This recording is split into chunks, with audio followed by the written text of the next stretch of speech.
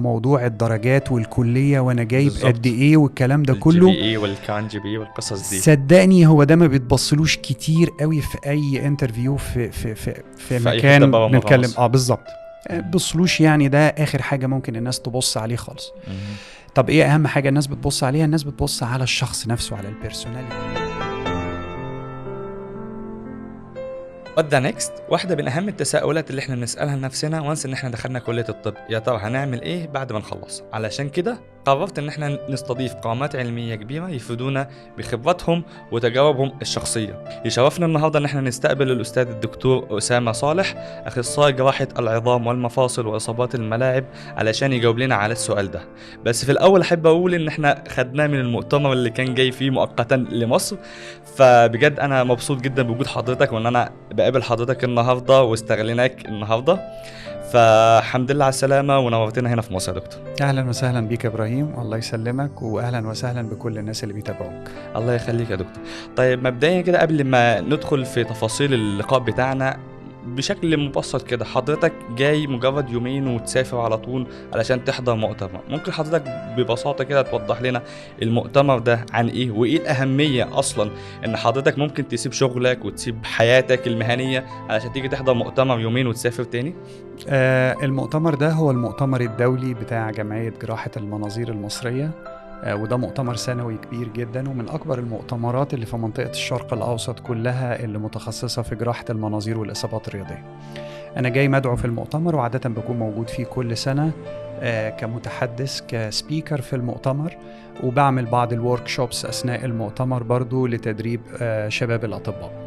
أهمية إن احنا نحضر مؤتمرات زي كده، احنا بنتعلم وبنحسن مستوانا بالطريقة ديت عن طريق إن احنا نعلم الناس ونتعلم من ناس تانية.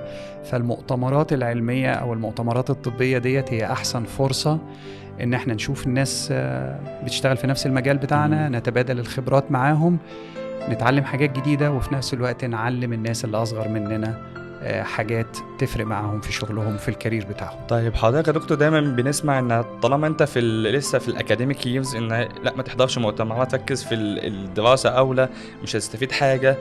ايه راي حضرتك في المقولات دي؟ هل فعلا كلامهم صح ولا ممكن ان احنا نستفيد حاجه واحنا لسه اندر جراد، بالذات ان المؤتمرات دي تبقى سبيسيفيك اكتر لسبيشالات معينه بيتكلموا ادفانسد قوي علينا؟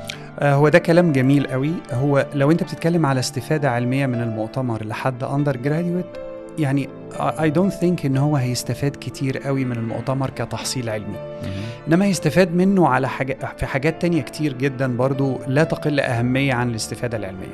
هيستفاد منه انه يدخل جوه الجو العام بتاع المؤتمرات، يحتك بالناس الكبار، يشوف الناس ازاي بتقدم محاضرات، ازاي الناس بتفكر، يعمل كونكشنز، ودي حاجة مهمة جدا جدا في المجال الطبي بتاعنا. يقابل ناس من بلاد تانية، من خلفيات تانية، يتعرف عليهم. ده هيفرق معاه كتير قوي قوي قوي، لأن هو النجاح الطبي هو مش النجاح في المذاكرة فقط لا غير. الطب يعني انت محتاج ان انت تبني سكيلز كتيرة جدا، غير يعني مش بس مجرد ان انت تبني النولج بتاعتك والسكيلز. في حاجات تانية كتير جدا ممكن تتعلمها من الاحتكاك بالمؤتمرات العلمية وبالناس اللي في المؤتمرات ديت، هتفرق معاك فعلا في شغلك وفي كاريرك. تمام. طيب يا دكتور دلوقتي احنا بنسمع ان مؤتمرات معتمدة، مؤتمرات مش معتمدة، ده تفرق معانا اصلا في حاجة زي دي لو احنا قلنا اندر او بوست جراد؟ والاعتماد ده من مين؟ يعني دايما بيقولك مؤتمر معتمد، طب مؤتمر مش معتمد، مين اللي بيعتمد الحاجة زي دي ومين ما يعتمدهاش؟ لا، هي دي حاجة مش هتفرق كتير ابدا مع الاندر جراديويت خالص. احيانا بتفرق مع البوست جراديويت لما بيكونوا محتاجين اللي هي السي ام اي اورز، الحاجات علشان يجدد الرخصة بتاعته او علشان ترقيات او حاجة زي كده، فبيبقى محتاج مؤتمرات يعني معتمدة بشكل معين. انما هل في اي فرق ما بين الحاجتين؟ لا، مفيش اي فرق خالص. اللي بيفرق بصراحة هو الكونتنت العلمي اللي موجود في اي مؤتمر، هو ده اللي بيقوي المؤتمر او بيخليه ضعيف.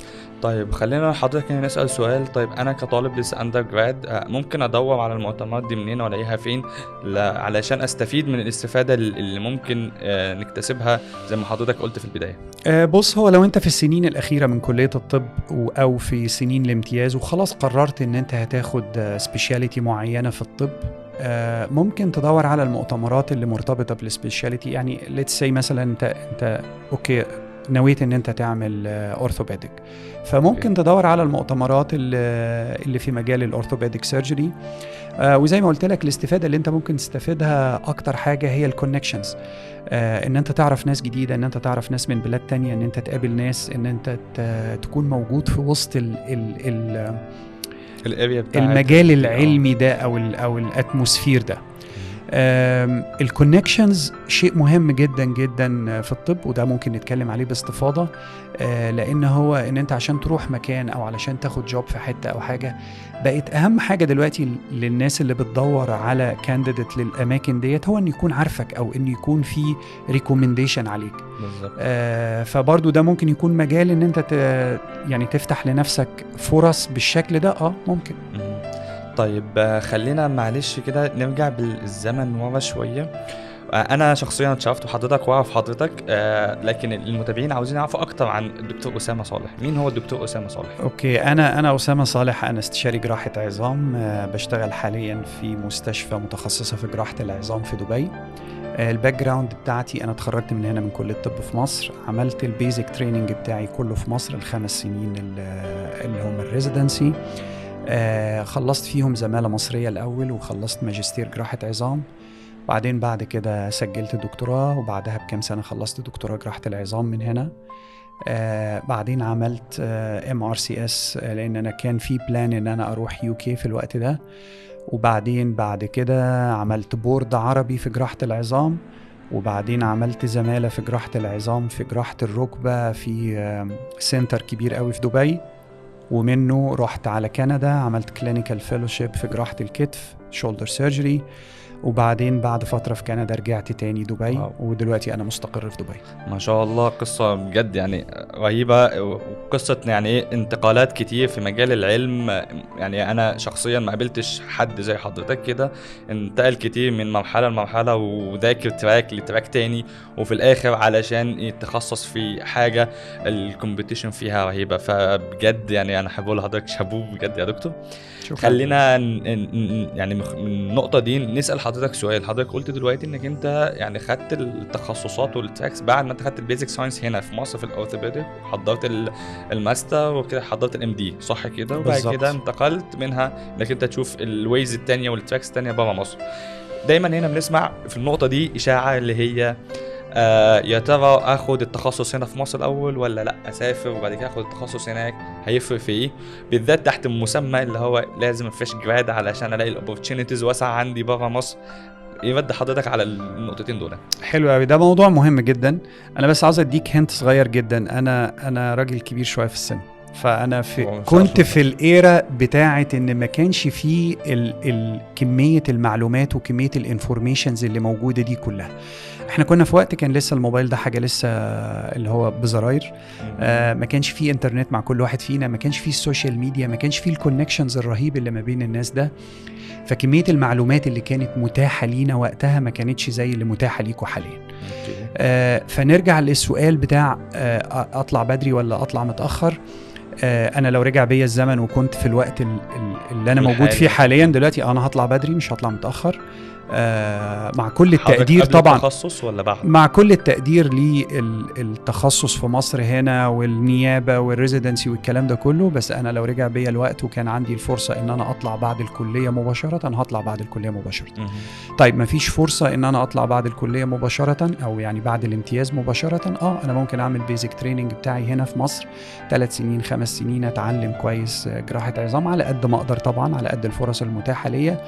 وبعد كده ممكن اكمل التريننج بتاعي بره اللي هو بنسميه السب سبيشاليتي يعني، او الفيلوشيب تريننج، اللي هو خلاص انت بعد ما تخصصت في حاجه معينه، لتسي مثلا جراحه العظام او جراحه العمود الفقري او حاجه، عاوز سب سبيشاليتي في حاجه معينه، فممكن تروح تعمل سنه سنتين كلينيكال فيلوشيب في اي حته.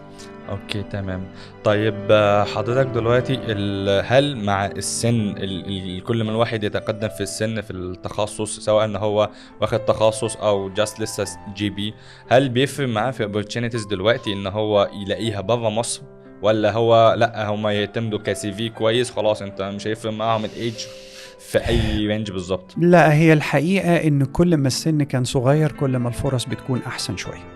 انت حط نفسك مكان اي حد head of department او مسؤول عن تريننج. هل احسن لك ان انت تجيب واحد لسه فريش بيتعلم وانت تعلمه من الاول على ايدك، ولا تجيب واحد اتعلم بطريقة انت مش ضامنها او مش عارف الطريقة ديت، او انت ممكن يعني you don't trust التريننج بتاعه وبعدين تبدأ تعلمه من اول وجديد؟ انا لو مكانه لا، انا هاخد حد فريش جراديوت طبعا. الموضوع طبعا بيختلف شوية، انت على حسب السي في بتاعك وعلى حسب شخصيتك وعلى حسب كرايتيريا كتير ممكن تخليك حتى وانت كبير ان انت تلاقي opportunity كويس. بالظبط يا دكتور، يعني ممكن الاكسبيرينس اللي انت خدتها هنا كأنك انت بتاخد فكرة اللي هو جامب كام سنة، فبالتالي انت ممكن يبقى فرصتك احسن للشخص لسه جديد. انا لسه هعلم من اول وجديد، لا انا هاخد واحد اوريدي ترند كويس والدنيا معاه تمام والدنيا شغاله، فانا خلاص هشغله يوفر لي في المجهود، يوفر لي في الفاينانشلي، كل التفاصيل دي. فبالعكس الشخص اللي هو جاي لسه هصرف عليه تعليم وهصرف عليه كفرص وهصرف عليه كل الكلام ده، فيعني ممكن حد يفكر بالمفهوم التاني. يعني هي في كذا طريقة طبعا للتفكير في الموضوع ده، وفي كذا اعتبار بيتاخد في الموضوع ده برضو على حسب المكان اللي انت رايحه وعلى حسب البوست اللي هم عاوزين حد فيها. هل هم عاوزين حد صغير، عاوزين حد كبير، عاوزين حد يبدأ يشتغل مباشرة ولا لا؟ بس يعني لو اتكلمنا generally speaking بصراحة لا، انا يعني I would say ان انا محتاج واحد فريش انا اعلمه على ايدي بطريقتي، ضامن تعليمه بالظبط. ضامن تعليمه احسن ما انا مش ضامن بس ده مش معناه ان الناس اللي بدأت تريننج او حاجة ان فرصها ماتت، لا طبعا هم ليهم فرص واكيد ليهم الاماكن اللي يقدروا يقدموا عليها، واكيد ليهم الناس اللي يقدروا يتقبلوهم او يبقوا محتاجينهم بالكرايتيريا دي. طيب ممكن من النقطة دي نسأل حضرتك سؤال، ايه انسب وقت ان انا اجهز نفسي؟ او بمعنى تاني، انا خلاص مثلا حاطط بلان ان انا هسافر، يعني هل ابدا في اكاديميك ادخل في كلينيكال، ابدا هل لما ادخل الانترنشيب امتياز، يعني بعد كده امتى افضل وقت ان انا ابدا اجهز نفسي؟ وهل تفرق من دوله لدوله التجهيزات بتاعتها ولا لا؟ حلو قوي الكلام ده. بص، في شقين مهمين جدا لموضوع التجهيز. الشق الاولاني هو انت البلد اللي انت رايح لها ايه والكرايتيريا بتاعتها ايه، فده برضو ده جانب لازم يعني تجهز له كويس. يعني بلاننج ان انت تروح ألمانيا، فانت عارف ان هم محتاجين لغة، فانت يبقى لازم تكون مجهز نفسك كويس جدا في موضوع اللغة ومخلص الكلام ده. طيب التجهيز التاني اللي هو اهم من ده او يعني لا يقل اهمية عن ده هو تجهيز نفسك كشخص، تجهيز السي في بتاعك، تجهيز نفسك ان انت تخلي ازاي الناس دي تتقبلك، ازاي الناس دي تبقى انت داخل في انترفيو في وسط 50 واحد ويقولوا هو ده الشخص الصح اللي احنا عاوزينه. فدي نقطة مهمة جدا. اولا انا معرفش الوضع ده اتغير في مصر، الكونسبت ده اتغير في مصر شوية ولا موضوع الدرجات والكلية وانا جايب قد ايه والكلام ده كله، الGPA والكان جي بي والقصص دي، صدقني هو ده ما بيتبصلوش كتير قوي في اي انترفيو في مكان نتكلم. بالظبط، بصلوش، يعني ده اخر حاجة ممكن الناس تبص عليه خالص. طب ايه اهم حاجة الناس بتبص؟ الناس بتبص على الشخص نفسه، على البيرسوناليتي نفسها، على الاتيتيود، على طريقة كلامه، طريقة البرزنتيشن بتاعته، طريقة تعامله مع الناس اللي حواليه، شخصيته عاملة ازاي، بيفكر بأنهي طريقة، موتيفيتد ولا لا، عاوز يتعلم فعلا ولا لا، في آخر كام سنة عمل ايه في حياته، بيعمل حاجة مختلفة عن الناس التانيين ولا لا. فدي كلها حاجات انت محتاج تجهز نفسك فيها كويس جدا. محتاج ان انت يكون عندك هوبي، يعني ودي بتفرق كتير جدا لما تدخل اي انترفيو مع ناس بره. انا سمعت من كذا دكتور عملنا معاهم انترفيو عن فكره ان هم ما بيهتموش بس بالكوليكم بتاعك، لا هم عاوزين حاجات برضه اكسترا، عاوزين اكسترا كوليكم بتاعك، سواء كهوبيز سواء كحتى يعني انت عندك دريمز ايه تتكلم معانا فيها. انا عاوز اعرف، انا ما يهمنيش كتير قوي الجزء الاكاديميك بتاعك. معظم السنترز دي ومعظم الناس ديت بيبقوا عاوزينك، احنا هنعلمك، ما فيهاش مشكله. الطب والنولج هنعلمها لك، دي ما فيهاش مشكله. انما الاتيتيود والشخصيه والبيرسوناليتي احنا ما نقدرش نعلمها لك. اذا ما كنتش انت اشتغلت عليها وحسنت منها، احنا نو واي ان احنا نعرف نحسنها لك. وبالتالي انا اقدر اقول لك ان معظم الانترفيوهات بتكون على اساس احنا عاوزين نعرف انت مين. كلمنا عن نفسك، انت مين، بتعمل ايه في وقت فراغك، بتمارس رياضة ولا لا، عندك اي هوبي في حياتك ولا لا، عملت اي حاجة يعني مختلفة في الفترة اللي فاتت ولا لا، بتسافر قد ايه، بتتكلم مع الناس ازاي، يور بريزنتيشن سكيلز عاملة ازاي. فممكن نقتبس من كلام حضرتك ان السوفت سكيلز هي دي الفيرست برايورتي بيبصوا عليها نسبيا، او بما يعادل الدرجات. انا اقدر اقول لك ان دي لو انت ظبطتها كويس جدا صدقني الباقي كله هيبقى سهل تماما. وهي دي النقطة اللي الناس في الأغلب هتقبلك أو هترفضك علشانها، أو هتفضلك على ناس تانيين متقدمين بناء على النقطة دي. الباقي كله يعني تحصيل حاصل، ممكن تحصيل حاصل. فاختصارا للسؤال ده، لو في حاجة من بدري نقدر نعملها لنفسنا هي دي السوفت سكيلز اللي احنا بنتكلم عليها ديت. أوكي.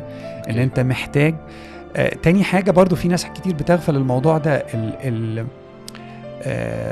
اللغة، ان انت تتعلم لغة كويس جدا، لان هي الناس دي انت هتعرفك ازاي غير لما تتكلم. بالظبط. وطريقة كلامك وطريقة بريزنتيشن بتاعتك تمكنك من اللغة اللي انت رايح تكلمهم بيها هيفرق فرق كبير جدا. بالظبط. فحط الحاجات دي برايورتي، والحاجات دي محتاجة على فكرة سنين كتير قوي على الشغل. فانت ممكن وانت طالب طب لازم تشتغل عليها، ولازم تفكر في الموضوع ده ان انت تحسنه. وبعد كده تيجي بقى موضوع الشهادات والدرجات وحاجات تانية مهمة كتير جدا ممكن نتكلم عليها برضو، ان هي تعدل السي في بتاعك. يعني احنا بعد ما خلصنا من السوفت سكيلز او الحاجات البيرسوناليتي والحاجات دي كلها، نقدر نتكلم بقى على حاجات مثلا زي الريسيرش. دي حاجة من الناس كتير جدا هنا، من البوينتس الأساسية اللي احنا أصلا بنفوكس عليها أصلا في سلسلة الفيديوهات، اللي هو معظم الدكاترة اللي احنا استضفناهم كله دايما بيتكلم عن الريسيرش. حتى لو هتقعد في بلدك برضه لازم الريسيرش بالظبط فيرست بوينت معاك، وفيرست لاين لازم تبقى حاطه قدامك. بالظبط. دي حاجة من الحاجات اللي بتفرق كتير جدا في أي سي في. أنا أقدر أقول لك مثلا في حتت زي أمريكا وكندا والأماكن ديت، صعب جدا جدا ان انت تاخد ريزيدنسي او تاخد ريزيدنسي في تخصص من التخصصات اللي فيها الكومبيتيشن زي الاورثوبيديك زي الاوفثالمولوجي والكلام ده، من غير ما تكون عديت على 2-3 اتليست ريسيرش فيلو عامل فيهم ريسيرش كويس جدا، عندك بابليكيشن كتيره، عندك السكيلز بتاعت الريسيرش. يعني ديت من الحاجات المهمه. فبرضو دي حاجه تقدر تشتغل عليها من وانت هنا في مصر، من قبل ما تقدم ينفع تشتغل عليها. في كورسات كتير اونلاين تعلم في كورسات كتير جدا اونلاين تعلمك السكيلز بتاعت الريسيرش. تقدر بكل بساطة تشوف أي دكتور في جامعة اللي انت فيها، أي حد في التخصص اللي انت نفسك تشتغل عليه، أو حتى بره التخصص اللي انت نفسك تقدم عليه بعد كده. لأن هي السكيلز بتاعت الريسيرش واحدة ملهاش علاقة بالتخصص. انت تقدر تشوفه من بدري. تقدر وانت طالب حتى تعمل بابليكيشن، تروح شوف أي دكتور من الناس اللي مهتمة بالريسيرش، ودول ناس كتير جدا في مصر على فكرة. بقى الاويرنس لفكره الريسيرش دلوقتي بقى عالي، بقى كل الناس بقى بتحطه اندر فوكس وتبص عليه. بالزبط. مش زي قبل كده ما كانش فيه اهميه له. يا اقعد مع الدكتور ده، اعمل معاه بروجكت و2 و3، اتعلم واحده واحده. الدنيا هتكون صعبه في الاول عليك شويه، في اول ارتكل تكتبها، في تاني واحده، انما بعد شويه خلاص هي سكيلز انت بتتعلمها. تفرق حضرتك لو احنا عملنا مثلا ابستراكت بس مجرد ان هو ابستراكت او بوستر او الحاجات دي، ولا هو عاوزين اللي هو الببليكيشن الكامل اللي هو تبقى الاوثر بتاع لا اي حاجه، اعمل اي حاجه تدل على ان انت مهتم بالموضوع ده، او تدل على ان انت حاولت ان انت تتعلم الموضوع ده. اوكي. طيب خلينا نسأل حضرتك دلوقتي سؤال. حضرتك ما شاء الله لفيت لفة طويلة، وهنا بيجي دايما سؤال شائك، يا ترى اسافر المانيا، بريطانيا، امريكا، كندا، استراليا؟ القصص زي دي حضرتك هل عدت عليك الاسئلة دي ولما كنت حضرتك فكرت فكرة السفر، ولا انت من الاول حضرتك قررت خلاص انا هسافر على كندا، اخد الفيلوشيب، ارجع على دبي، والدنيا مع حضرتك مشيت ازاي؟ لا انا كان البلان بتاعي الاول ان انا كنت مخلص MRCS علشان اروح انجلترا، عشان اروح UK. غيرت البلان بعد شويه، غيرته على حسب المعطيات اللي موجوده حواليك، وعلى حسب الفرص اللي انت لقيتها، وعلى حسب ايه اللي يناسبك انت.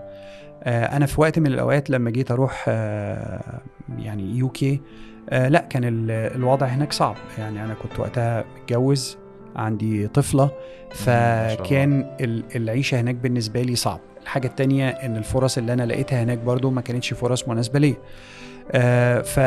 انت محتاج ان انت ما تبقاش يعني مركز 100% على حاجة واحدة، وان انت تغير البلانز بتاعتك على حسب المعطيات اللي موجودة حواليك. مهم جدا برضو زي ما قلت لك في الاول الكونكشنز، مهم جدا ان انت برضو دور على الناس اللي في الاماكن ديت اللي تقدر تساعدك، لان ده شيء مهم جدا. في حتت زي اوروبا وفي امريكا موضوع الريكومنديشن ده شيء ده مهم جدا. هو ممكن يكون مختلف عن الكونسبت اللي احنا فاهمينه على الريكومنديشن. لا هو مش واسطة، هو محتاج ان انا ابراهيم بيقدم على وظيفة عندي، انا ما اعرفش مين ابراهيم، فانا محتاج واحد عرف ابراهيم بيرسونالي كويس جدا، وواحد اي تراست هيم ويقول لي هيز جود كويس، خده على ضمانتي. بس ده هي دي كلمة ريكومنديشن. انت محتاج ان انت في سنين الامتياز بتاعتك وفي سنين الكلية ان انت تجيب ريكومنديشنز بالشكل ده، وعندك ناس في مصر كتير جدا اساتذه كبار جدا وليهم كونكشنز بره حلوه جدا. كون ان انت تكون موجود مع حد منهم، بتعمل معاه ريسيرش، بتتمرن معاه، بتقعد معاه في العياده فترات او الكلام ده كله، ده هيخليه سهل ان هو يديك ريكومنديشنز ليتر لناس بره، وريكومنديشنز ليترز ديت بتفرق كتير قوي. فبرضو دي حاجات من الحاجات اللي هنرجع للموضوع تاني، ينفع تشتغل عليها وانت في كلية وانت في امتياز. ينفع طبعا وهتفيدك كتير جدا. طيب حضرتك دلوقتي مثلا افرض ان انا كشاهين انا قدامي دلوقتي اوبشن A امريكا، اوبشن B كندا، واتيفر الدول اللي قدامي، فاعرف ازاي ان دي مناسبه لي؟ انا ما جربتش التجربه دي، انا ما شفتهاش، فعلى اي اساس احط مثلا في مين بوينت من خلال تجربه حضرتك ان لا لازم الدوله اللي انت تسافرها يبقى فيها 1 2 3 4 علشان تبقى الى نسبه ما ان تناسب الشخص اللي عاوز يسافر؟ بص يا سيدي، احنا لو هنقول يعني هي كلها بلاد فيها فرص كويسه قوي، بس لو بنتكلم على تريننج سيستم، النورث امريكان تريننج سيستم اللي هو امريكا وكندا، هما الاثنين حاجه واحده تقريبا، مدرسه واحده تماما. بصراحه هو لا يضاهي اي تريننج سيستم في العالم، لان هو يعني معمول مظبوط كويس قوي قوي قوي، والفرص فيه للتعليم فرص كبيره جدا، وهم التيتشنج سكيلز بتاعت الناس اللي موجودين هناك عاليه جدا جدا جدا. يعني هم دي ناس عندها القدره ان انت النهارده تدخل بكره تبقى خارج تقريبا زيك زيه بالظبط، اللي هو علمك بنفس السكيلز بتاعته يقدر بسهوله ينقلها لك. فهم التيتشنج سكيلز بتاعتهم بصراحه عاليه جدا. فدول يعني لو انا بقول برايورتي او رقم واحد، هم دول رقم واحد. اللي هو انا ادور على مكان يكون فيه منتور ليا اقدر ان هو يفيدني في المجال بتاعي، وبالذات لو شخص او سيستم يبقى كويس، اللي هو زي مثلا حضرتك قلت النورث امريكا، صح كده؟ بالظبط. فاحنا لو احنا بنقول انا عندي فرص مثلا ليتس سي، انا عندي فرص في امريكا كندا، عندي فرص في انجلترا، عندي فرص في حتت في اوروبا، عندي فرص في حتت تانية. لو انا كل الفرص دي متساويه، فين اول واحده؟ نورث امريكا. طيب بس لازم تكون عارف ان هي اصعب واحده. طبعا كفايه اللي يزبلي بس التراك ده لوحده ده هي اصعب واحده لحاجات كتير جدا. اولا الكرايتيريا بتاعتها اليوسم لي، بص انا ما ذاكرتهاش، بس انا كان معايا ناس صحابي كتير جدا، واي دونت ثينك انها حاجه صعبه قوي يعني. بلاش نحطها في مجال اكبر من حجمها. دايلما كده رهيبه. لا كل حاجه في الدنيا ينفع تتذاكر، ممكن تكون بتاخد مجهود اكتر شويه من حاجه تانية، بس ينفع تتذاكر، وينفع في يوم من الايام تجيب فيها، او ينفع في اي وقت تجيب فيها سكور عالي جدا زي ما كل الناس بتجيب. فما هياش صعبه. هي الصعوبة بصراحة هي الكومبيتيشن العالية جدا، ان العالم كله عاوز يروح يتمرن في امريكا وكندا. كندا صعوبتها التانية ان البوستس اللي فيها قليلة قوي، ان الاماكن يعني اما نقول بياخدوا كام ريزيدنت في السنة، عدد يعني قليل جدا جدا جدا مقارنة بأمريكا. حجم أمريكا أكبر، تريننج فيها أنا سمعت ممكن ياخدوا من مصر يعني 2-3 عدد يتعدى على الأصابع من كل دولة، وبس على كده اللي هو أنا ساتسفايد بالنسبة لي، مش هاخد حد تاني. هي كندا فيها مشكلة تانية بسيطة جدا، يعني ان هو في جزء كبير قوي من الريزيدنسي بروجرام بتاعهم محجوز للخليج. لا، محجوز للخليج. واو. محجوز للسعوديه، للكويت، للبحرين، هذا بروتوكول بينهم ولا اي حد حتى لو مقيم هو يروح لا يشتغل؟ لا هو ده عباره عن بروتوكولات ما بين وزاره الصحه ووزاره أوكي. الصحه، لان هي يعني زي ما بيقولوا تسوين وين سيتويشن. حضرتك احنا بنبعت لكم ريزيدنت، احنا اللي بندفع لهم المرتب، بيشتغلوا عندكم ببلاش، وكمان بنديهم فلوس يصرفوها جوه بلدكم. فانت متخيل يعني بالنسبه لهم مكسب كبير جدا. بالظبط. انا عندي ريزيدنت انا ما بدفعلوش مرتب، بل بالعكس ده هو بيجيب لي فلوس من بره البلد. ده انا باخد عليه فلوس. فدي مخليه جزء في كندا صعب جدا. طيب نيجي لامريكا. امريكا صعوبتها في ايه؟ زي ما قلنا الكومبيتيشن عالي جدا. انت اتليست انت كومبيتيتور مع القاره الهنديه. الهند دي قاره لوحدها. ودول ناس يعني بص فظاع.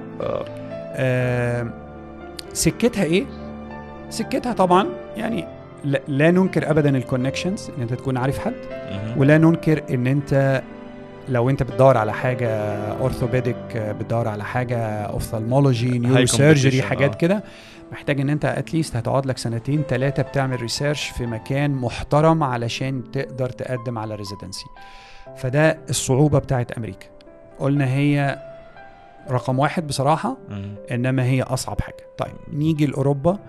يعني اوروبا الحاجات اللي متاحه للشباب هنا في مصر كتير قوي، يا اما UK يا اما المانيا، هم دول اكتر حاجتين فيري كوم. بالظبط. المانيا طبعا انت عارف انت لازم تبقى مخطط لها من الاول، انت بتدرس الماني. بالظبط. انجلترا ما يعني السيستم فيها مش واضح كتير قوي، وفي ناس بتقعد هناك بالسنين وما بتاخدش ريزيدنسي وما بتاخدش يعني تريننج جوب، ويفضلوا يشتغلوا سيرفيس جوب.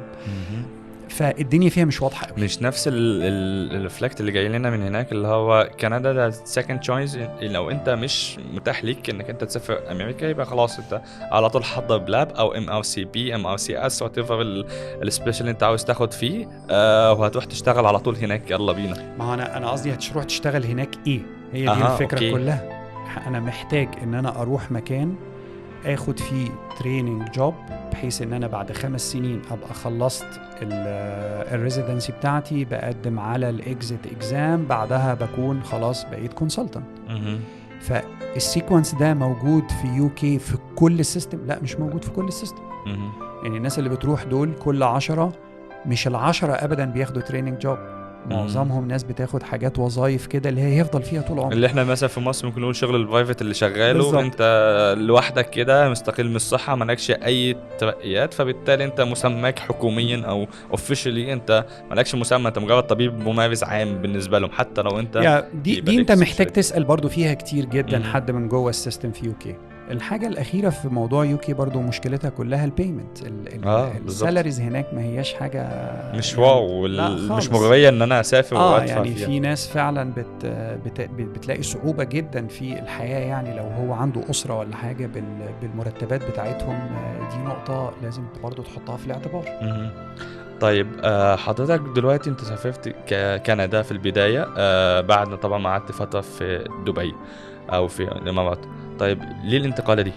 يعني ليه حضرتك سافرت من مصر الاول؟ ليه ما استقرتش؟ رغم ان الخليج دايما احنا كمصريين اللي هو واو الخليج ده انت رحت حققت الحلم بتاعك وخلاص 2-3 ترجع على مصر تفتح لك العيادة وشكرا على كده.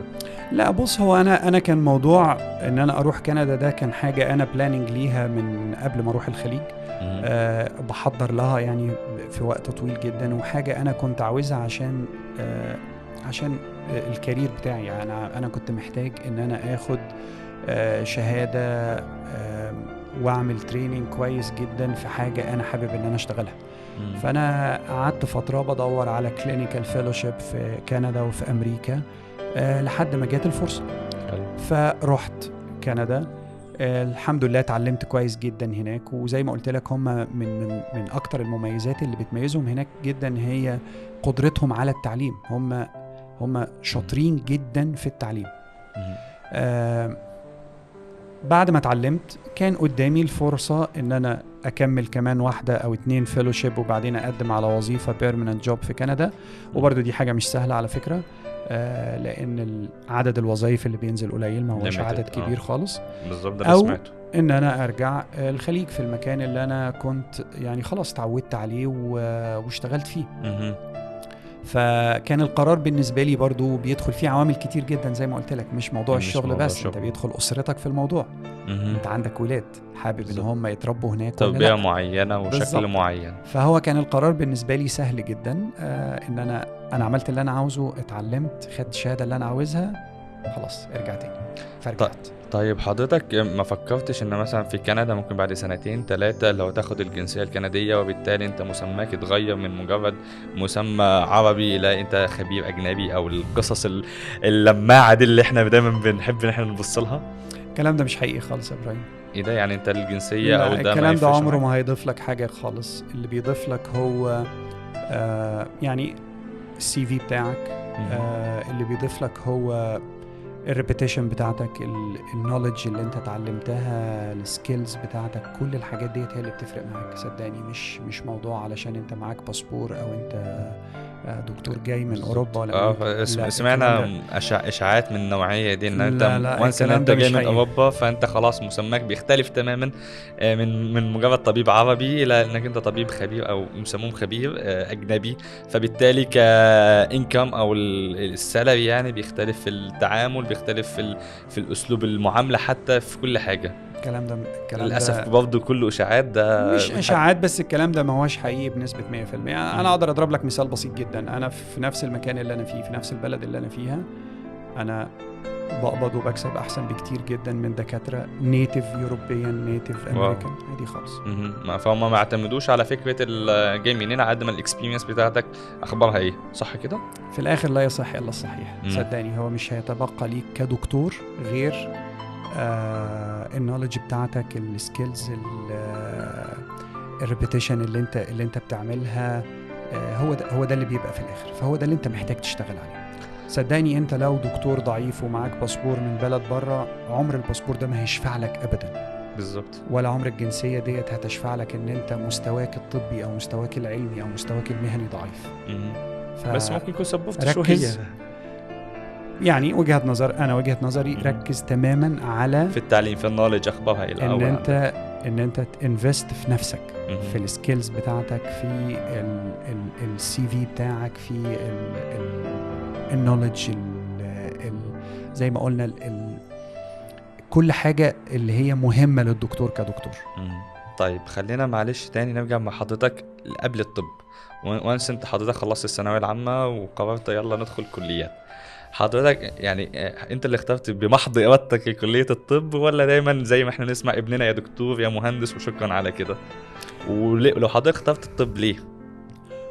والله بص، انا ما اخترتوش قوي بالظبط بس كده. انا ما كنتش وقتها يعني اجينست الطب قوي. انت ماسك عارف العصايه من النص. لا يعني هو انت في مصر جبت مجموع، فهو اللي بيجيب مجموع كانت معروف وقتها عندنا، هو اللي بيجيب مجموع عالي بيروح كل الطب خلاص. فهو خلاص انا مشيت مع التيار. فهو الكالتشر هو اللي حدف حضرتك في فكره الطب. طيب حضرتك لو رجع بك الزمن، او نقول بطريقه تانية، الطلبه اللي لسه مخلصين ثانويه عامه دلوقتي واهلهم مثلا نوع من انواع العقاب الغير مباشر دخلهم طب، حضرتك تنصحهم بايه او تنصح الاهالي بايه في بوينت زي دي؟ طيب انا هجاوبك على السؤال ده بسرعه. السؤال الاولاني بتاع لو رجع بك الزمن هتدخل طب تاني ولا لا، الاجابه يس، ايوه هدخل طب تاني رغم الصعوبات وممكن السنين اللي حضرتك ممكن ضيعتها في حاجه ممكن حد تاني يشوفها ايه ده انت 7 سنين و5 مش عارف ايه و3 ايه، انت هتتجوز عند كام سنه، هتخلف. لا، رغم ده كله هتدخل طب تاني. تاني في ثانويه عامه هدخل كليه طب تاني. واو. اوكي. ولو رجع بيا الزمن وانا بختار تخصص تاني، هختار تخصص جراحه العظام تاني. فالحمد لله.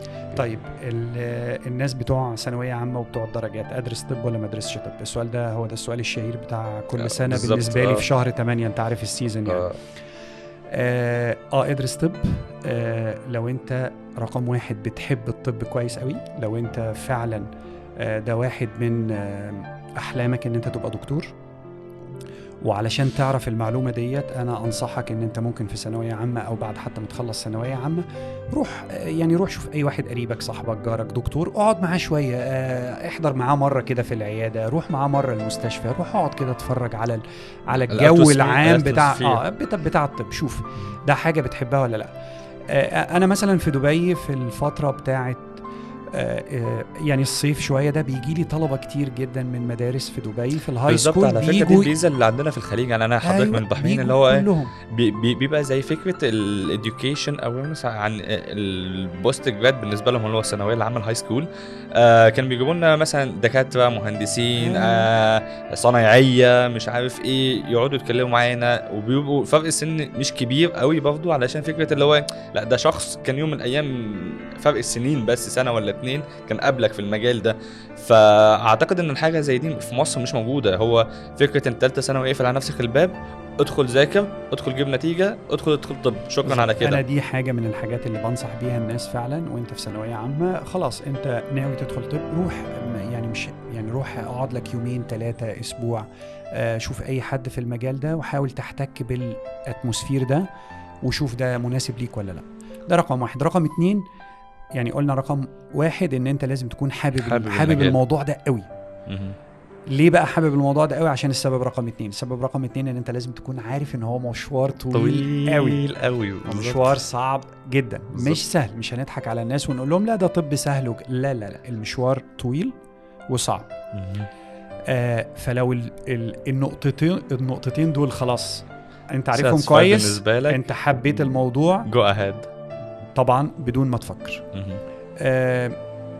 طب ده مقابل ايه؟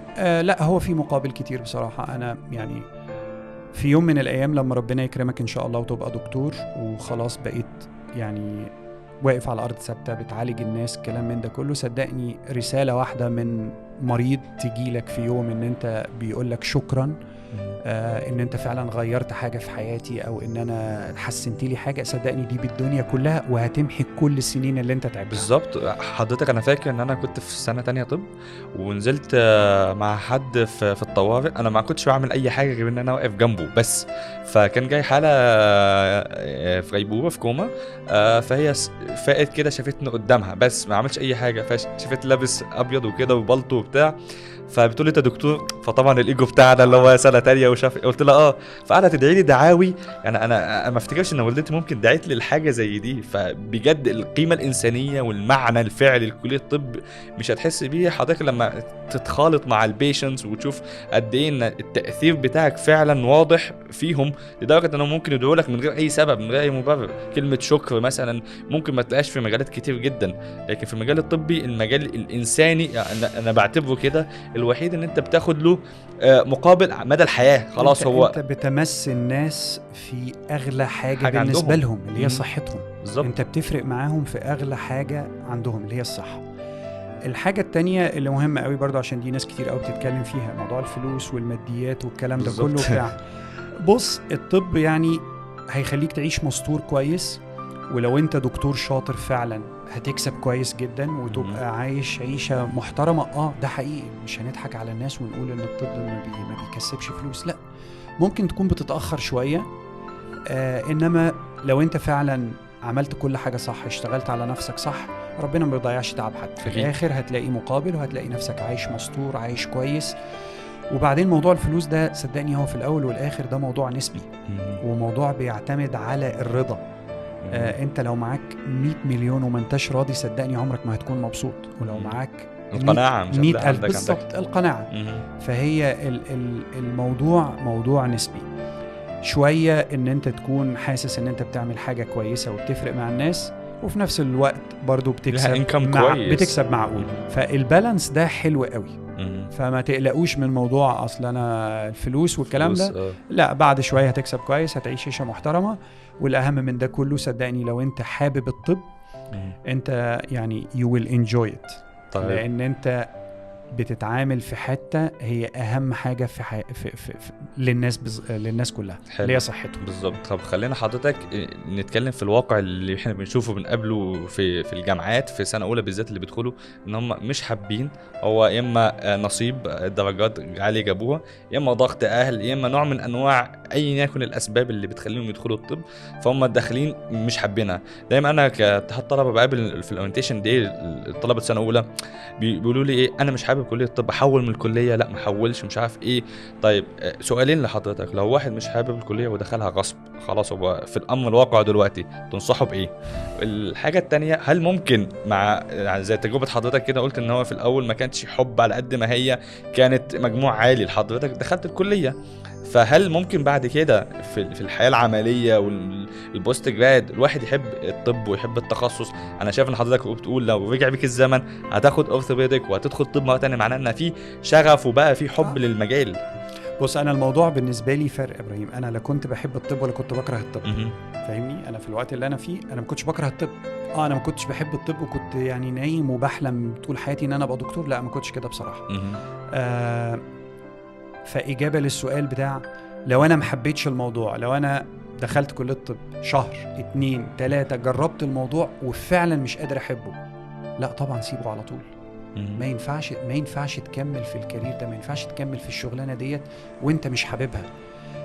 انت كده بتضيع سنين كتير جدا من عمرك. فالاحسن لو بتسالني على نصيحه دايركت، اي واحد مش حابب الطب دخل كليه الطب شهر 2 3 ومش حابب الموضوع ومش قادر يحبه، لو سمحت ما تكملش، حول على طول مباشرة. طيب هو المشكلة ان الطلبة في المرحلة دي الاهل دايما شايفين ان انت مساك هتحبه، او انت مين انت عشان تقرر في فكرة تحبه ولا ما تحبش. دايما يعني النظرة الابوية، انا شايف احسن منك، انا عارف مستقبلك، انت مش فاهم حاجة. النظرة الابوية دي للاسف ده مجتمع مصري بنقابله مع الطلبة كتير. لما اتكلم مثلا مع ولي الامر اللي هو بيشوفك انت كده عاوز تخرب ابنه، انت غيران من ابنه، انت مش عارف ايه، النظريات المؤامرة اللي احنا بنقابلها دي. بص، اسأل والدك سؤال بسيط جدا، انت تحب تشوفني شخص ناجح في المجال اللي انا نفسي اشتغله ولا تحب تشوفني دكتور فاشل؟ صدقني اي حد باللوجيك هيقول لك لا، انا عاوز اشوفك ناجح في الحاجة اللي انت بتحبها. هو ده مفتاح الموضوع. وانا لو كملت في الطب وانا مش حابه وانا مش متقبله، صدقني في الاخر انت يعني مش هتقدر تعمل اي حاجة، وللأسف هتطلع دكتور مش ناجح بالظبط. فلا، حاول طبعا، روح ادرس الحاجة اللي انت بتحبها وتنجح فيها، افضل لك بكتير جدا من ان انت تكمل في الطب اللي انت ما حبيتوش. طيب لو في واحد، بس بلاش الحكم من بعيد يعني ادي نفسك فرصة الاول. انا زي ما قلت لك، قبل ما تروح تقدم على كلية طب ولا حاجة، روح جرب تقعد مع حد في مستشفى، جرب تتكلم مع حد من الدكاترة، الكلام من ده، وتكلم مع كذا حد، لان برضو في ناس بصراحة بتشع نيجاتيف انرجي يعني. فلا، خد آراء كتير جدا وروح جرب بنفسك. محدش هيقولك حاجة لو جيت قعدت في المستشفى كده يعني زي شادو مع أي حد، محدش هيقولك حاجة. بالضبط. الحاجة التانية، مفيش مشكلة، ادخل كلية الطب، جرب شهر شهرين وشوف، مفيش حاجة هتضيع. حتى لو جربت سنة في كلية الطب وبجيت بعد سنة لا أنا مش قادر، مش حابب الموضوع، بعد سنة هو أفضل إن أنت تضيع سنة من الدراسة بتاعتك بدل ما تضيع بقية حياتك، بدل ما تضيع تدرس طب الآخر وبعدين برضو بعد ده كله ما تنجحش فيه. بس حضرتك في مشكلة ان طلبة سنة اولى بيبقى في شوك كده، هو مش عارف هو بيحب ولا عشان مواد جديدة ولا علشان مصطلحات لاتينية اول ما يسمع بيها انتيرو بوستيرو مش عارف ايه، فبتلاقيه هو في شوك. هو دايما يعني في اول يومين اول شهر اول حاجة انا مش حابب، انا مش عارف، ممكن هو مش عارف نفسه، هو مجرد سمع كلام جديد، كلام غريب، ناس مختلفة، بيئات، في ناس بتسافر اقاليم علشان تدخل الكليات الطب. فحضرتك انت بتقول ان بعد سنه ممكن يحول التخصص، ممكن السنه دي كلها هو لسه ما اكتشفش، ما عرفش ان هو بيحبها ولا لا، اللي هو احنا بنسميها الجراي زون. يعمل ايه؟ يعني صعب قوي ان واحد يقعد سنه بيدرس حاجه وفي الاخر ما يبقاش عارف هو بيحبها ولا ما بيحبهاش. بصراحه انا بالنسبه لي دي مصيبه تانية خالص يعني. دي مشكله تانية جدا يا ابراهيم. يعني ايه قعدت ادرس سنه حاجه وفي الاخر انا برضو مش عارف انا بحبها ولا ما بحبهاش؟ هو فعلا انت بعد سنه لو انت لسه مش عارف الموضوع ده، برضو انا نصيحتي حاول. يعني حضرتك كده اللي في الجراي زون، اللي هو طيب بلاش ان هو مش عارف، هو عارف بس هو زي حضرتك كده بالانس بين ان هو حابب ومش حابب، هو في الجراي زون اللي هو يلا خلاص انا هكمل. طيب هل ممكن يحبها بعد كده؟ ممكن يعملها؟ ممكن يحبها طبعا. طيب ايه العوامل اللي ممكن تأثر في حبه؟ الناس المحيطين بيك، الناس اللي حواليك. مهم. الناس اللي حواليك بتفرق معاك فرق كبير جدا. الصحاب اللي حواليك، الناس اللي انت بتقعد معاهم، الناس اللي بتحتك بيهم، الناس اللي انت بتحترم رأيهم، دول هيفرقوا معاك كتير جدا. لو هم ناس جميل. سبورتيف بالظبط. هيخلوك تحب الموضوع ويخلوك تكمل فيه. فحاول ان انت تحيط نفسك بالناس تشوف بالشكل ده. يقول لك الصاحب ساحب والقصص دي الأمثلة. اي حد تحس ان هو بيديك اي نيجاتيفيتي يعني ابعد عنه مباشرة. طيب خلاص احنا دخلنا كلية الطب دلوقتي والحمد لله ومبروك، والدكاترة واحد والدكاترة جد، وصلنا لحد مرحلة الامتياز. نسأل حضرتك سؤالين. في مرحلة الامتياز بيكون فيها 3 مشاكل، يعني من خلال ايه صحابي وتجاربنا. يعني المشكلة الأولانية اللي هو ايه، يعني في كتير للأسف بيبقى شغل ديرتي أكتر من هو فكرة القيمة العلمية للسنة أو السنتين اللي بقضيها. المشكلة التانية، أنا مش عارف أخد التخصص. أنا في حصل لي زي كونفيوجن كده في الموضوع، شوية أحب عظام شوية أحب جراحة، لأ النساء كويسة. فدي المشكلة التانية. المشكلة التالتة اللي هو أنا ما عنديش opportunities واسعة أدور فيها، وأنا عندي من 9 مش عارف لكام شفت 9 12 ساعة أو على حسب السبيشال بتاعي. فحضرتك كنصيحة لفترة الامتياز لل3 مشاكل دي ممكن يتصرف فيها إزاي؟ حلو قوي. بص، موضوع ان انت تختار تخصص يعني ساعات بيبقى تريكي شوية، بس مصدقني لو في الاخر اخترت تخصص ونجحت فيه، ايا كان التخصص في الطب انت هتستمتع بيه جدا. اوكي. بمعنى ان هل افضل ان انا اكون جراح ويعني شخص مش ناجح قوي، ولا ان انا اكون دكتور في تخصص تاني الناس بتعتبره ان هو تخصص اقل شوية ولكن ناجح فيه نجاح كبير؟ هو طبعا النجاح هو اللي بيفرق. فالتخصص مش هيفرق قوي لو انت ما عندكش باشن لحاجة، لو انت مش حابب حاجة معينة. حاجة تانية ان هو دايما انت محتاج ان انت يعني تفصل ما بين حاجتين. انا راجل عاوز اكون جراح ولا عاوز اكون دكتور؟ يعني قصدي اللي هو مشرط ولا سماعة بالظبط كده، الميديكال فيلد. فدي سهلة ان انت تحددها. طيب ما انتش قادر تحدد ده كله خالص، استنى للاخر لما تشوف ايه اللي ليك فرص فيها كويسة وتقبلها واشتغل على نفسك فيها عشان تنجح فيها. بس سمعت مقولة للدكتور علي حسيب جدو علي، كان بيقول لك ايه، ما تحبش تخصص، حب التخصص اللي يجيلك، ما تختارش تخصص، حب التخصص اللي يجيلك في المستقبل، لان بنسب كبيرة جدا مش كل حاجة يقول لك ليس كل ما يتمناه المرء يدركه يعني. فايه رأي حضرتك في المقولة دي؟ هو ده الاختصار. يعني المقولة دي هي الجملة اللي انا اختصرتها في الاخر. لو انت ما انتش عارف انت عاوز ايه، خلاص سيب نفسك، شوف هيجيلك فرصة كويسة في ايه وحب الحاجة دي بس وهتنجح فيها. طيب دي بالنسبة لفكرة التخصصات. حلو. طيب نعمل ايه بقى تاني بالزبط. ممكن في خلال فترة الامتياز دي؟ ده حاجة كويسة جدا. انت بعد الامتياز انت النكست ستيب ان انت محتاج ان انت تاخد ريزيدنسي، محتاج بالزبط. ان انت تاخد نيابة. فلازم تكون عامل بلاننج كويس جدا. انا هعمل الكلام ده في مصر ولا هسافر بره؟ وبالتالي لازم تكون محضر لنفسك كويس جدا في السنتين دول. ما تستناش لما تخلص السنتين وبعدين تبدأ افكر اعمل فيه. طيب اول حاجة رقم 1 هي اللغة. ان انت لازم تشتغل كويس جدا. لو انا بتكلم لو انت مسافر بره مصر، وحتى والله ايفن لو انت قاعد في مصر حتى انت محتاج ان انت تشتغل على موضوع اللغة، لان هو الطب كله بيتعلم بالانجليزي وبيدرس بالانجليزي، وانت لما تقابل اي حد في اي حتة هتتكلم معاه بالانجليزي. فانت محتاج ان انت تشتغل على دي. فرصة في الامتياز ان انا احسن مستوى اللغة بتاعي، ده فرصة كويسة جدا. طيب الحاجة التانية السوفت سكيلز اللي احنا قلنا عليها في اول فيديو بالظبط، دي مهمة جدا جدا ان انا اشتغل على نفسي فيها، وان انا اكون محضر لها يعني من بدري. محتاج امارس رياضة بانتظام، محتاج ان انا يبقى عندي حاجة هوبي بعملها، محتاج ان انا اكون يعني بحسن من حاجات، يعني قراية مثلا، بعلم نفسي ان انا اقرا كويس جدا. وزي ما قلنا طبعا الشغل على اللغة ده مهم جدا. ونرجع للنقطة التانية اللي بتفرق معانا في السي في فرق كبير قوي، موضوع الريسيرش. برضو دي فرصة في الفترة ديت ان انت تتعلم. الكورسات اللي موجودة اونلاين متاحة لأي حد يقدر يتعلمها في اي وقت.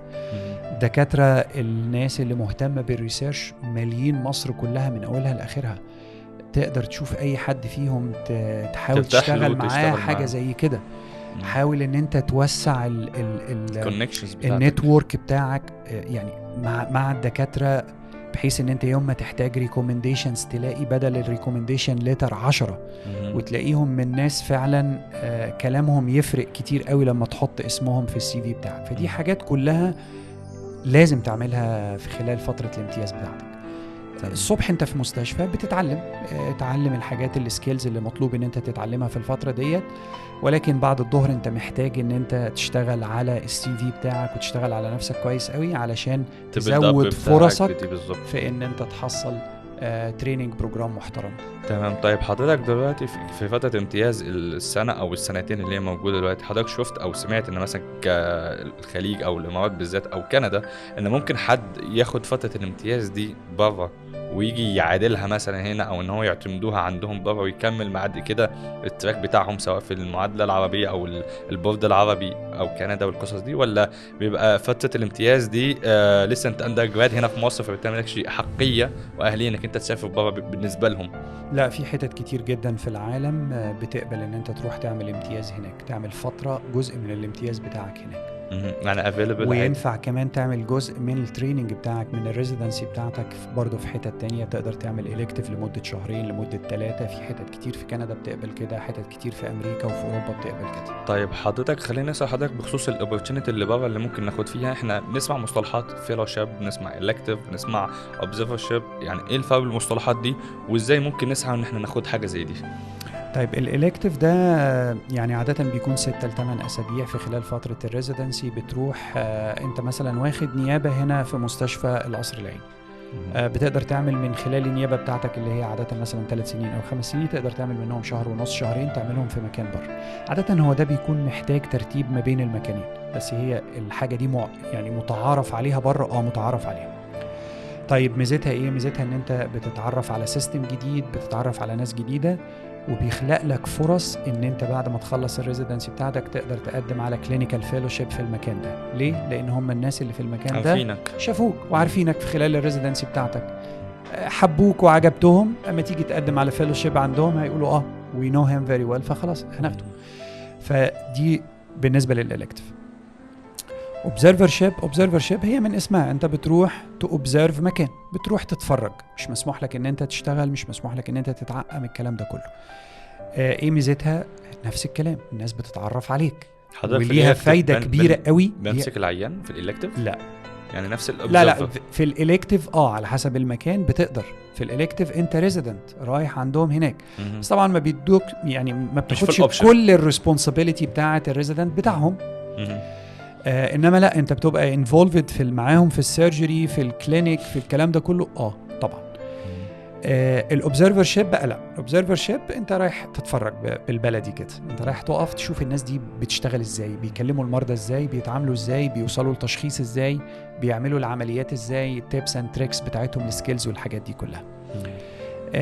يعني مشهورة برضو لما تكون انت حابب ان انت تقدم على يعني فيلوشيب في حتة، فبرضو تروح عندهم اسبوع اسبوعين اوبزرفرشيب، يعرفوك، انت بتشوفه وهم بيعرفوك، وانت حتى بالنسبة لك بتبقى مهم ان انت تعرف المكان ده هو ده مكان يعني انا احب ان انا اعمل فيه فيلوشيب ولا لا، مناسب ليا ولا لا، وهم الناس يقدروا يشوفوك كشخص، الشخص ده ينفع نتعامل معاه وينفع نشتغل معاه ولا لا. اخر حاجة طبعا هي الكلينيكال فيلوشيب. الكلينيكال فيلوشيب ديت حاجة، دي اعلى حاجة بقى في التخصصات بتاعتنا ديت. انت خلصت الريزيدنسي بتاعتك، خلصت التريننج وخلصت البورد بتاعك وكل حاجة، وعاوز تبقى سب سبيشالايزد. خلينا نتكلم مثلا على حاجة زي جراحة العظام اللي انا فيها مثلا. احنا ما عندناش في جراحة العظام دكتور عظام بيعمل كل حاجة في العظم في الجسم. احنا عندنا سب سبيشاليست، عندنا دكتور عظام بتاع سباين سيرجري، عندنا دكتور عظام بتاع سبورتس انجري، عندنا واحد بتاع هاند سيرجري، حتى انواع العظام بتاع بيدياتريك. وبالتالي انا حابب ان انا ابقى يعني orthopedic consultant sub-specialized in pediatric orthopedic.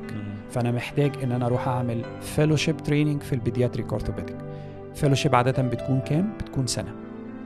وديت انت بتروح، انت خلاص هتعمل بيدياتريك اورثوبيديك فيلوشيب، فبتروح في السنتر. كل اللي انت بتعمله في السنه ديت ان انت بتعمل بيدياتريك اورثوبيديك بس، من اول العياده للعمليات للريسيرش للكل ده.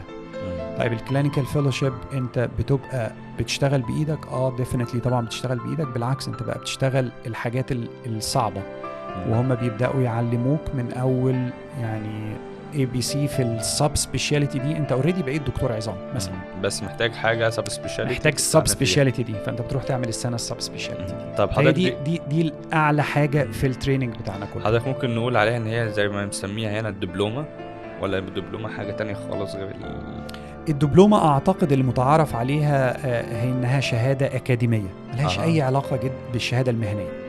الكلينيكال فيلوشيب شهاده مهنيه. الموضوع مش موضوع شهاده الورقه انت بتاخدها، الموضوع موضوع ان انت قضيت سنة تريننج على الحتة دي في التخصص بتاعك. فدي شهادة مهنية، دي شهادة أكاديمية علشان مالهمش أي علاقة ببعض. الناس اللي في الجامعة والقصص دي، صح كده؟ بالظبط.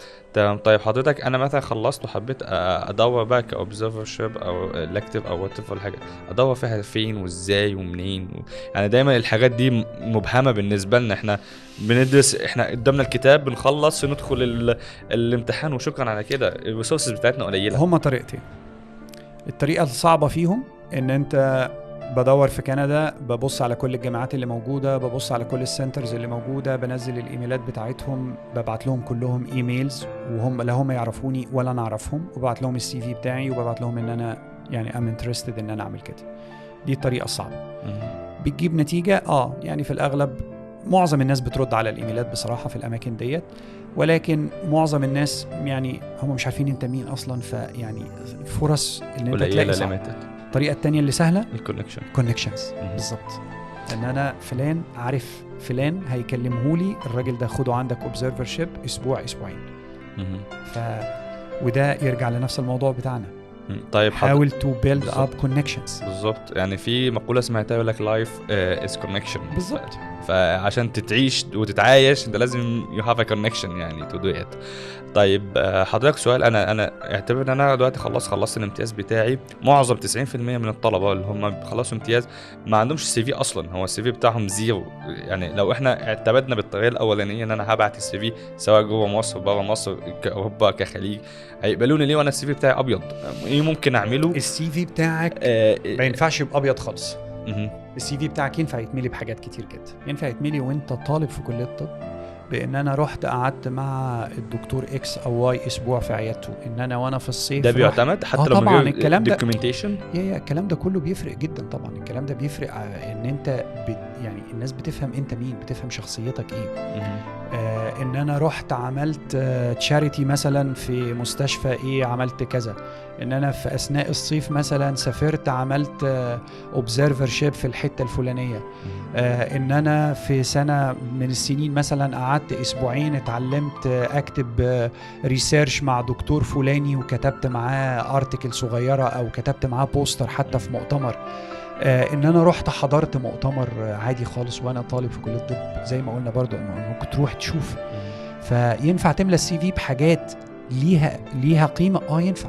فممكن ناخد من حضرتك اقتباس كده ان الطالب مش شرط يكون بس curriculum at focus، لا ده انت you must have extra curriculum activities طبعا. علشان من سواء حاجات تطوعية، حاجات حتى اللي هو علم النفس والفلسفة كهوايات بقى، قراءة كتابة مش عارف ايه، كل التفاصيل دي بتفرق معاهم لأي حد. حتى لو انت في اكاديميك مش احسن حاجة، لكن الحاجات دي اكيد بتفرق معاهم في السي في، صح كده؟ طبعا.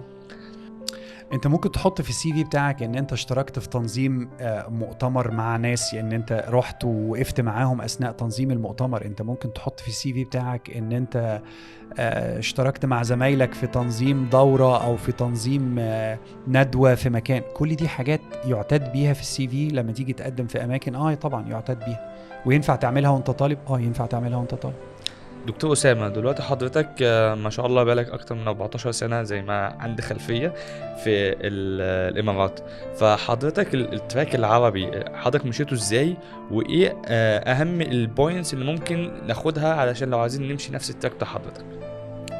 البورد العربي هو شهادة معتمدة في منطقة الخليج وتقدر تقدم عليها وانت بتعمل تريننج بتاعك في مصر هنا. عادة بتبقى محتاجة منك ان انت تمشي التراك بتاع الزمالة المصرية، وبعدين لما تيجي للفاينل اكزام ممكن تعمل الفاينل اكزام بتاعك يا اما اللي هو الزمالة المصرية او البورد العربي، وينفع تعمل الاتنين مع بعض. القيمة اكتر في الخليج لمين؟ للبورد العربي. يعني الزمالة المصرية ممكن اشتغل بيها في الخليج؟ في اماكن كتير جدا في الخليج طبعا. تمام. طيب حضرتك اليوزميلي والبلاب والحاجات دي هل ليها ريكومنديشن بوينت ان هي تشغلني مثلا في الخليج ولا لا؟ اليو اس ام ال اي والبلاب والحاجات ديت هي عباره عن شهادات علشان تدخل السيستم بتاع البلد اللي انت رايح لها، انما هي ديت مش شهاده، مش اكزيت اكزام. الاكزيت اكزام ده هو الشهاده اللي انت خدت يعني الامتحان اللي انت عملته وخدت عليه شهاده بيزد على ان انت خلصت ريزيدنسي. فهو اللي انت بتتكلم عليهم اليو اس ام ال والبلاب دول انت ما عملتش ريزيدنسي، انت ما عملتش تريننج، ما عملتش اي حاجه. فدول مش شهادات في الخليج خالص. اللي شهادات في الخليج الزمالة المصرية والبورد العربي. احنا بنتكلم على الحاجات اللي هنا المصرية او طبعا امريكان بورد او طبعا الام ار سي بي والام ار سي اس والحاجات دي اخلصها وبعد كده ارجع اشتغل اقدم ورقي. خلصها بعد ما تكون خلصت التريننج بتاعك هناك، ان انت خدتها بعد الاكزيت اكزام. حضرتك انا بشتغل في الوزاره الصحيه اللي في وزاره الصحه يعني، ولا بشتغل في مستشفيات برايفت زي مثلا امريكا وكده، واشوف كل ولايه مين المستشفى اللي تقبلني ومين المستشفى اللي ترفضني وكل القصص دي في الخليج، ولا بقدم في وزاره الصحه كموظف عادي؟ لا، هو طبعا التو سيستمز موجودين. في السيكتور الحكومي ان انت بتقدم على مستشفيات حكوميه عادي خالص، او ان انت بتقدم على مستشفيات خاصه. فهم دول حاجتين منفصلتين، مفيش جهه واحده هي بتقدم في حاجه واحده وهي توزعك يعني. لا، مفيش. وانت يا اما انت بتقدم على حاجات مستشفيات خاصه، يا اما بتقدم على مستشفيات او جهات حكوميه. طيب اخر سؤال ونختم بيه علشان خدنا من وقت حضرتك كتير جدا، فبعتذر لك قوي يا دكتور اسامه. حضرتك لو قلنا تيبس اند تريكس، حضرتك كدكتور اسامه دلوقتي تقولها لدكتور اسامه لما كان في وقتنا، تقول له ايه؟ اوكي، ده موضوع صعب جدا. طيب نرجع لكلية الطب. كل النصايح اللي انا قلتها لك ديت هشتغل عليها كتير جدا. انا كان في كلية الطب في الصيف كان بالنسبة لي ده اجازة. لا، انا ممكن اعمل فيه حاجات تانية كتير خالص تفرق معايا في السي في بتاعي. حاجات كتير زي اللي انا قلتها. كنت ههتم اكتر بكتير قوي بموضوع الريسيرش وان انا اتعلمه. طبعا كنت ههتم بكتير قوي ان انا اللغة بتاعتي احسنها كتير قوي بدري في اثناء الكلية والفترة اللي بعد الامتياز. كنت هعمل كنت هسافر برا مصر بسرعة. كنت هسافر برا مصر بسرعة بصراحة. شكرا دكتور أسامة لحضورك النهاردة، ومعلش احنا نعتذر ان احنا خدنا من وقتك كتير، فشكرا ليك ونورت مصر مرة تانية. لا، ألف شكر يا إبراهيم على الاستضافة، وأنا من دواعي سروري طبعا ان أنا أكون موجود معاك وموجود مع كل الناس اللي بتتابعك، وأتمنى ان أنا أكون فدتهم. وأنا موجود في أي وقت، أي حد محتاج مني أي سؤال أو أي مساعدة. أنا موجود على السوشيال ميديا، ممكن. اوكي، واحنا ان شاء الله هنعمل منشن في الفيديوز والريلز، ونعمل كولابريشن بين الاكونت بتاعنا والاكونت الدكتور اسامه. فكيب ابديت، وان شاء الله يعني تابعونا في الحلقات الجايه. هنستضيف دكاتره مختلفين عشان يحكوا لنا قصص مختلفه ان شاء الله تفيدكم كلكم. وشكرا لكم، ونشوفكم في فيديو جديد.